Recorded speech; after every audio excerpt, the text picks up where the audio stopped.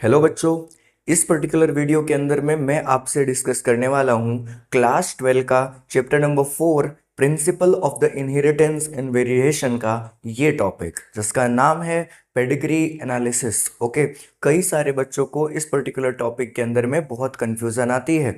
वो कहते हैं कि सर ये अजीबोगरीब से सिंबल कैसे आ गए, मेल को तो सर मेल बोलना चाहिए ना, ये स्क्वायर को मेल कैसे कहेंगे, और फीमेल के लिए तो इन्होंने सिर्फ सर्कल का यूज़ किया है।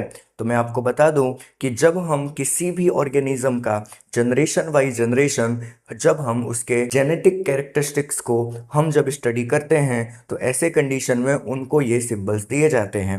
तो इसके सिंबल्स बहुत ही सिंपल हैं और हम बिल्कुल स्टार्ट करते हैं इस पर्टिकुलर वीडियो के बेसिक से, जहां मैं आपको सिखाऊंगा कि हम पेडिग्री एनालिसिस किस तरीके से कर सकते हैं। ओके, तो स्टार्ट करते हैं। पहले टॉपिक में बोल रखा है इसका definition, the control crosses can be performed in a P plant. यानी जो कंट्रोल क्रॉसेस होते हैं वो पी प्लांट के अंदर तो परफॉर्म हो सकते हैं। कंट्रोल क्रॉस मतलब कि एक जनरेशन दूसरे जनरेशन तीसरे जनरेशन का, अगर हमको सारे जनरेशन का स्टडी करना है तो एक छोटा सा पी प्लांट के अंदर में तो ये स्टडी बिल्कुल पॉसिबल है। And some other organism as well, यानी जिनका लाइफ स्पान कम होता है ऐसे ऑर्गेनिजम्स में भी आप क्रॉस स्टडी कर सकते हो। Okay, but not possible in the case of human beings. यानी अगर ह्यूमन बींग के केसेस में आप देखोगे तो ये पॉसिबल नहीं है, क्योंकि human being approx 80 to 100 year तक जिंदा रह जाते हैं। तो ऐसे कंडीशन में आप कितना वेट करोगे रिजल्ट के लिए? तो ठीक है, इट मीन्स कि ह्यूमंस के ऊपर में जेनेटिक एनालिसिस करना बहुत टफ होने वाला है। इसीलिए हम यहाँ पर पेडिग्री एनालिसिस का यूज करते हैं, जहाँ पे सिंबल के फॉर्मेट में चीजों को रिप्रेजेंट किया जाता है। Okay, so the study of family history about the inheritance is used.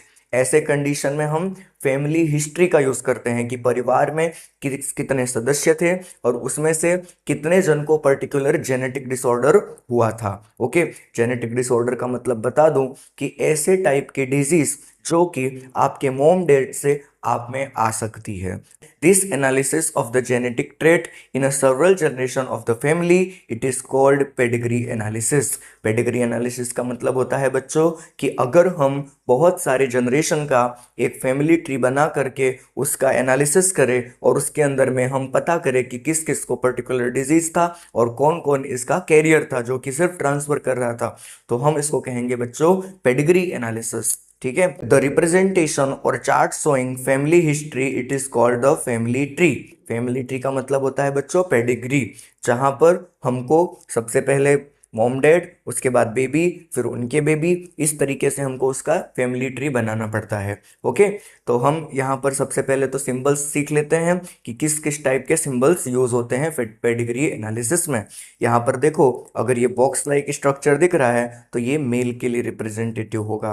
दूसरा, अगर फीमेल है तो ऐसे कंडीशन में क्रॉस यूज होगा, और अगर वो मेल और फीमेल दोनों ही नहीं है तो ऐसे कंडीशन में हम ये वाला सिंबल यूज करेंगे। अब देखो, अगर ये सारे के सारे बॉक्सेस रेड कलर के हो तो जो भी रेड कलर का बॉक्स है वो पर्टिकुलर इन्फेक्टेड इंडिविजुअल होगा। यानी अगर रेड कलर का बॉक्स है तो मतलब मेल इन्फेक्टेड, और अगर सर्कल बॉक्स है तो इसका मतलब फीमेल इन्फेक्टेड। ठीक है, और अगर बॉक्स और सर्कल के बीच में एक लाइन है इसका मतलब होता है कि वो दोनों का फिजिकल कॉन्टेक्ट, यानी वो दोनों का मेटिंग हुआ है। ठीक है, इसके बाद में मेटिंग बिटवीन रिलेटिव्स, कंटाजीनियस मेटिंग। इसके बाद में दो बोला है कि parents above and children below. यहाँ पर अगर आप देखोगे तो ये हो गया मेल, ये हो गई फीमेल। तो फीमेल और मेल के मतलब एक पेरेंट्स हैं और ये दोनों उनके बेबी हैं। और बेबी में कौन कौन है? बेबी में भी एक बॉय है और एक गर्ल है। दूसरा, parents with male child affected with disease. यानी यहाँ पर मेल और फीमेल तो हैं पर इनका जो चाइल्ड है वो रेड है। रेड का मतलब उसको इन्फेक्शन हो चुका है पर्टिकुलर डिजीज का। ठीक है, दूसरा आता है, अगर नंबर 5 है तो अब यहाँ पे बताता है कि 5 अनअफेक्टेड ऑफस्प्रिंग। यानी ऐसे 5 इंडिविजुअल हैं जिनको कोई भी टाइप का इन्फेक्शन या फिर कोई भी टाइप का जेनेटिक डिसऑर्डर नहीं हुआ है, वो बच चुके हैं। In human genetics the pedigree study it utilize the trace the inheritance of the specific trait और एबनॉर्मेलिटी ऑफ द डिजीज। यानी ह्यूमन फैमिली ट्री के अंदर में जो पेडिग्री एनालिसिस होता है उसका एक ही काम है कि हम उसके अंदर जीन्स के अंदर में एबनॉर्मेलिटी को फाइंड करें।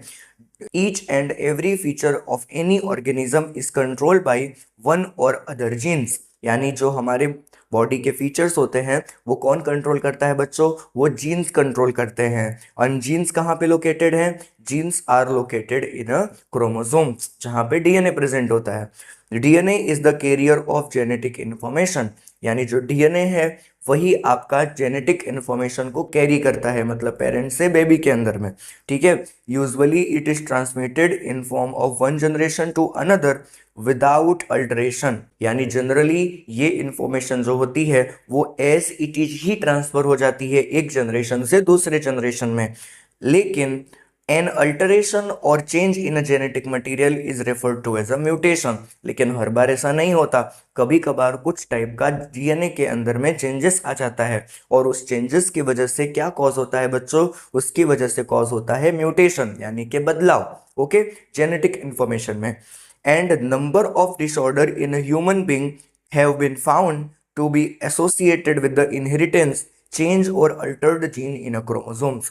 यानी कि ह्यूमंस के अंदर में ऐसे कई सारे डिसऑर्डर्स देखे गए हैं जो कि सिर्फ एक पर्टिकुलर जीन, एक पर्टिकुलर डीएनए के अंदर चेंजेस की वजह से कॉज होते हैं। बस पेडिग्री एनालिसिस के अंदर में तो सिर्फ इतना ही है। ये पर्टिकुलर यहाँ पर मैंने दे रखे हैं 2 क्वेश्चंस जो कि पर्टिकुलर नीट के एग्जाम में पूछे हुए हैं, वो भी पेडिग्री एनालिसिस के टॉपिक से। तो अगर आप इसको अच्छे से देखोगे, सॉल्व करोगे, तो आपको पता चलेगा कि पेडिग्री एनालिसिस के क्वेश्चंस किस टाइप से सॉल्व होते हैं। आप जल्दी से इस क्वेश्चन को सॉल्व करो और इस क्वेश्चन का आंसर कमेंट बॉक्स के अंदर में डालो। When I will find the correct answer, I will going to pin that comment, तो जिसकी वजह से दूसरे बच्चों को आंसर फाइंड करने में मदद मिलेगी।